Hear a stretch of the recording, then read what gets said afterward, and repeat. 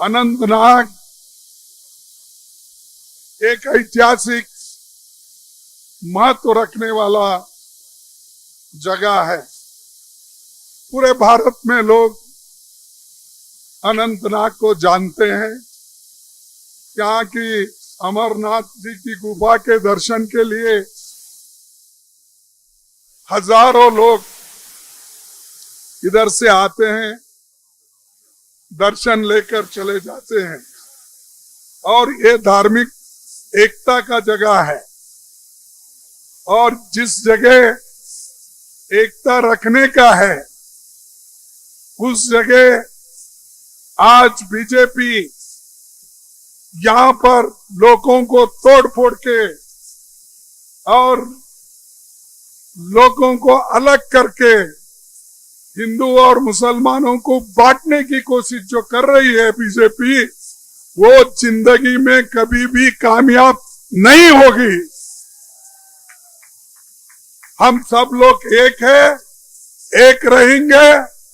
ऐसे हजार बीजेपी के कार्यकर्ता, आरएसएस के कार्यकर्ता आएंगे, बोलेंगे, लेकिन यहाँ के लोग झुकने वाले नहीं है।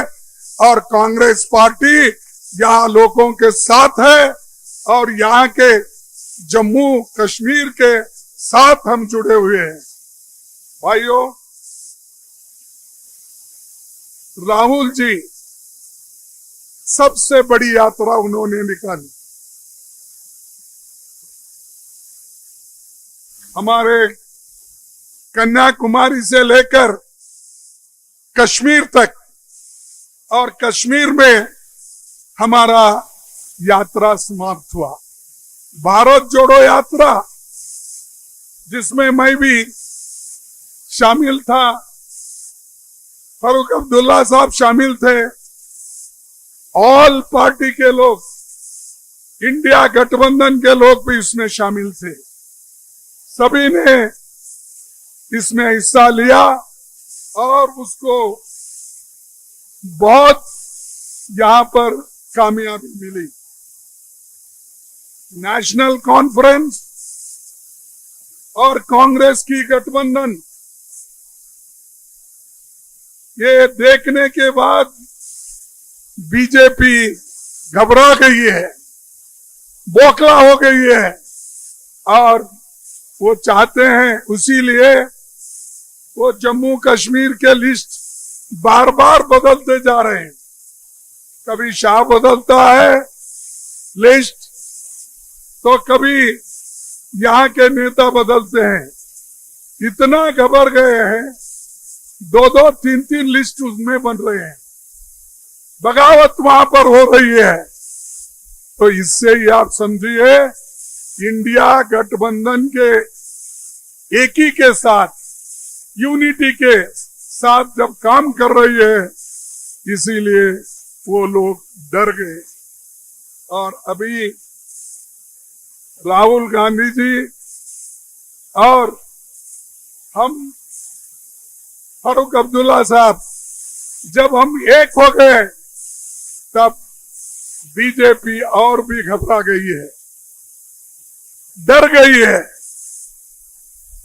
पहले तो बहुत डराने की कोशिश की और वो शाह तो 2-3 बार आए, इतना भाषण बोलते, इतना बकते हैं, शायद उनको कभी शर्म नहीं आती कि झूठ बोलना।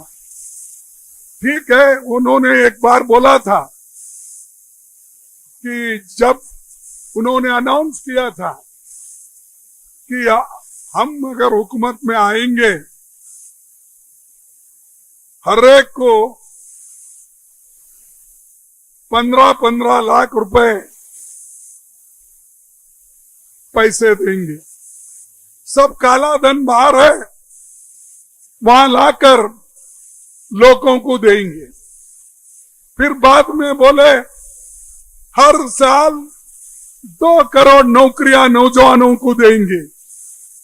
जब हमने पार्लियामेंट में पूछा, बाहर पूछा, तो वो बोले ये तो चुनावी जुमले हैं, इसीलिए ऐसे लोगों को शर्म आना चाहिए जो झूठ बोलकर वोट लेते हैं, जो झूठ बोलकर लोगों को दगा देते हैं, लोगों को फंसाते हैं, नौजवानों को दिशा भूल करते हैं। वो जवाब देना चाहिए। कहां है 15 लाख, कहां है 2 करोड़ नौकरियां हर साल के, अब 20 करोड़ नौकरियां, कहां है किसानों को देने का दाम, कहां है किसानों को देने का एमएसपी, कहां है कश्मीर, जम्मू कश्मीर में शांति का वातावरण करने की बात की। अभी भी इन्हों आने के बाद हजारों आज अटैक हो रहे हैं, हर जगह लोग तंग और तबाही के साथ फिर रहे हैं। लेकिन कभी भी मोदी जी शर्माते नहीं और शाह भी शर्माते नहीं, क्योंकि वो झूठ बोलने वाले और झूठों के सरदार है। और जो झूठों के सरदार होते हैं वो ऐसे ही बोलते जाते हैं।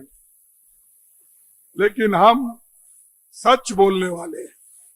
सच बोल के इस देश को हमने 60-70 साल ठीक रखा, शांति से रखा, और देश में दुनिया भर के हमने काम किया। इरिगेशन का, पब्लिक सेक्टर का, एम्प्लॉयमेंट का पंडित जवाहरलाल नेहरू जी की देन है और हमने ये करके दिखाया। ये देखिए आपके सामने, ये क्या है, ये क्या है भाई सामने आपके, ये यहां मार्केट बनने वाली थी। 10 साल पहले इसका फाउंडेशन हुआ, मुझे बताया गया। 10 साल होने के बाद भी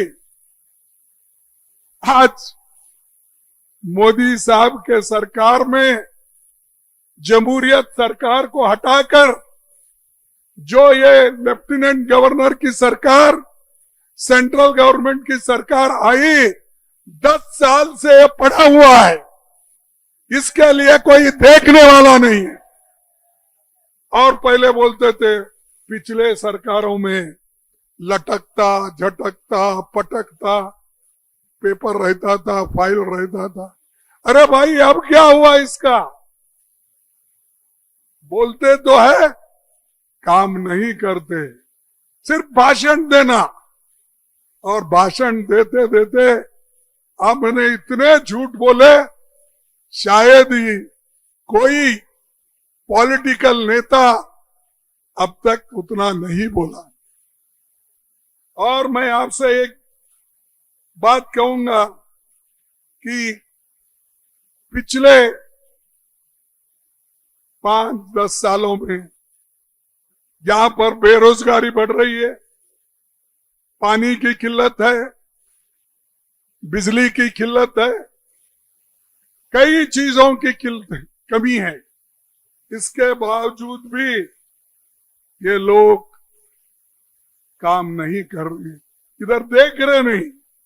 कभी तो एक बार आना, वो भी टाइट, जितने भी सिक्योरिटी के लोग हैं शायद एक बटालियन लोग उनके पीछे रहते हैं और कहते हैं ये शाह ने आया, लाल चौक पे झंडा लगाया। अरे तेरे जैसे बहुत लोग आए, बहुत लोग झंडा लगाए। ये देश हमारा है और इस देश में पहले ही झंडा फहराया।